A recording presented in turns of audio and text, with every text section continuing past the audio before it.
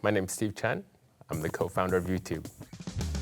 YouTube de-risked putting yourself out there. It started at first as like a dating site for a week. I don't even know where to begin. I would be unemployed without this man.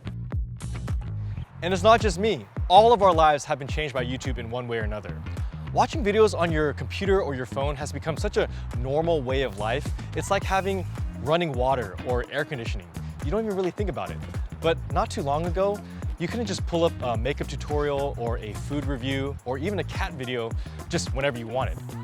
That is, until Steve Chen, along with his co-founders Chad Hurley and Jawed Kareem, created the website YouTube that allowed for all of us to begin sharing our lives and information like modern civilization had never seen before. And those cat videos, well, Steve was literally the first person ever posted on YouTube. Today, YouTube's fingerprint on every facet of media is undeniable. It ushered in the modern era of streaming services and social media platforms that transformed how we consume content.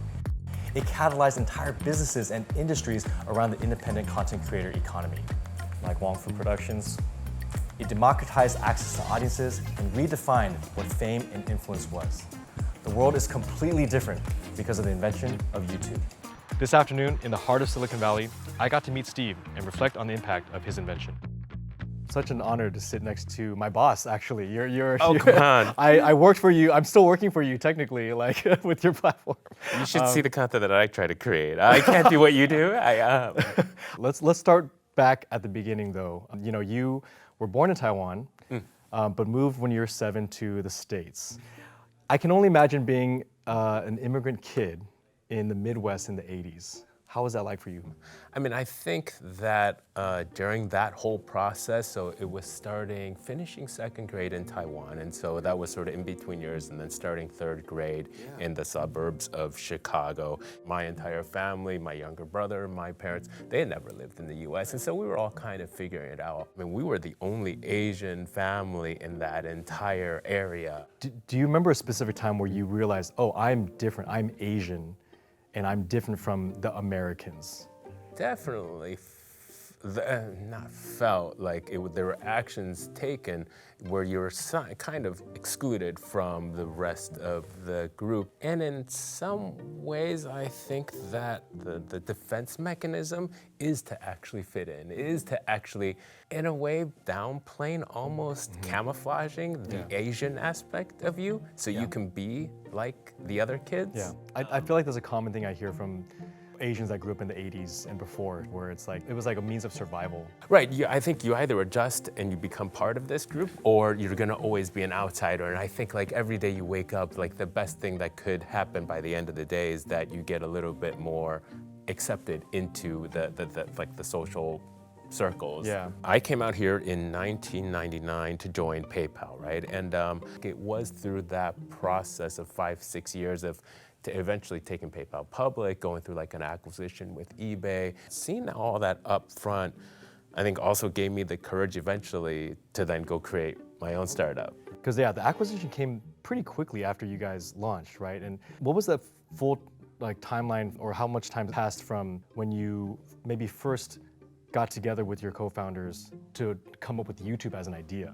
So we bought the domain Yeah. in February of 2005, and then launched the first beta launch of the service in April of 2005. It happened that fast? It started at first as a dating site for a week. So I think in April of 2005, it was supposed to be a video-focused but dating-oriented website. What made you finally abandon that? A week went by and you didn't get any videos. You're like, I think there's still something in the video sector, but maybe just outside of just dating. It was about an 18-month period. So it was late 2006 when all those meetings with Yahoo and Google went through. I think we need to go back and describe to people what it took to watch a video on the internet back in the late 90s, because I think we take for granted how easy it is now. For me, when I was making my first internet videos, first of all, it's the device, and you have to record it onto we were using mini DV, and then you have to digitize it onto your desktop. You have to export it and then compress it and then convert it to some file, and then you'd have to put on an FTP server. Oh yeah. Then if you wanted someone to watch it, you would send them the link to that server. They would have to then right-click and download the file off that server to then play in their multimedia player. And because that's almost like what I would say, like almost like P2P stuff, where like I'm sending you something specific, right? But then if that was the way that you conducted like this sharing, then you wouldn't have like this community form. Exactly. You wouldn't be able to track like the number of total views, a person uploading multiple videos over a period of time, getting stars, getting comments, getting channels, all of that. But from day one, YouTube was a free service. It wasn't subscription based. You upload it, then within a few seconds, we give you a little URL that you can then share with other people. And I think the good part about that was we allowed you to be able to embed that video player onto other websites as well. That just brought me back, embed video, like that just having that code, I remember that, The fact that it was already living there in the web somewhere allowed you to place it on any of the websites out there. And so you would find it on like eBay, on like Craigslist, and then the big thing was MySpace. On Zynga's and MySpace. Yeah. And a big group that definitely adopted YouTube and consumed it were Asian Americans. I mean, maybe this is from my biased point of view, but like I feel like Asian Americans were very much like these early adopters of the tech, of the community. Yeah. I was part of what people say was like the golden age of Asian American YouTube.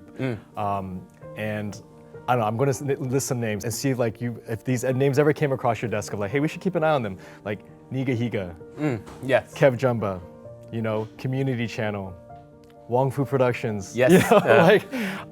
Like there's part of this, I know interviewing you, but like part of it is like giving you the flowers of like, yes, you created these new jobs or this new aspiration for these kids, but like I was already a young adult at that time, and a lot of these other creators were. And I think like my theory about like why so many Asians like took it on is that we always had this interest to go into entertainment or creativity, but like our parents or our culture doesn't really allow for it. And YouTube made it a little bit more accessible and also de-risked like putting yourself out there. Yeah, for sure. So you could get famous just singing in your bedroom. Whereas before, if you wanted to go the traditional route, you would have to tell your parents, I'm gonna go to Hollywood, Yeah. And no Asian parent was gonna allow that.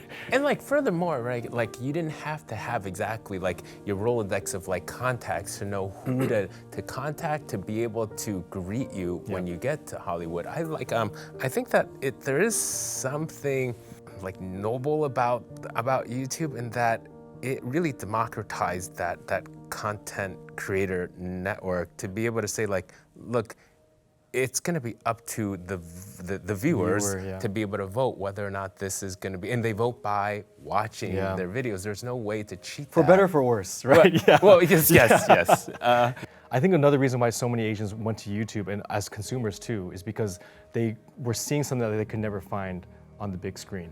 They couldn't see Asians.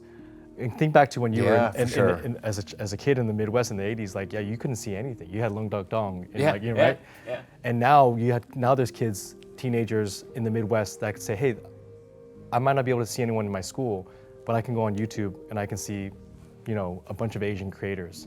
And I would say like it's amazing looking back at that decision because again, we didn't know what was going to happen.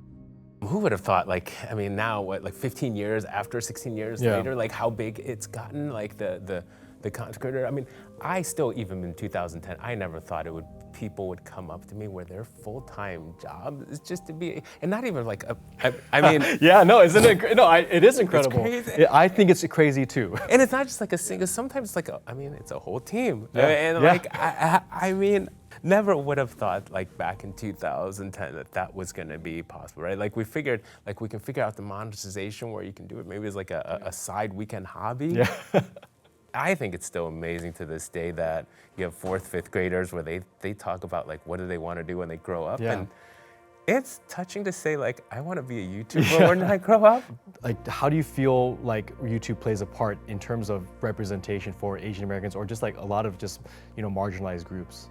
One you kind of mentioned, right? I think it in a way lowers the bar in terms of just trying something out, to getting just at least one foot through that door that may have not been possible before. But I think just as important is that maybe especially with Asians, I think we're very calculating on the risks, and we have this habit of magnifying the negative side of the risks rather than seeing the positive side of it, right? And it comes into play whether you're trying anything new, whether that's being a new content creator when you haven't created content before, or when you're trying to do a startup. When you have a great idea, it's worth more than anything else. So I mean, for whoever's watching, right, if you're thinking about creating content, you're thinking about creating a company, it's much better to have tried it. And if it doesn't work, it doesn't work. But one, there's going to be valuable lessons learned along the way that you can't get in any other way. You know, I obviously, you know, care so much about, you know, Asian American representation.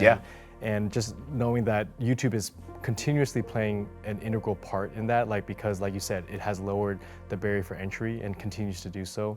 And I think whatever the future of what we see for Asians in the mainstream, it's happening on YouTube. It's happening on social media, and you know, you absolutely like kickstarted that.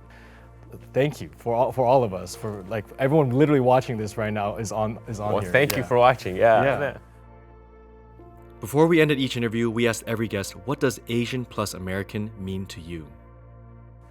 Asian+American equals the confidence to be able to express yourself.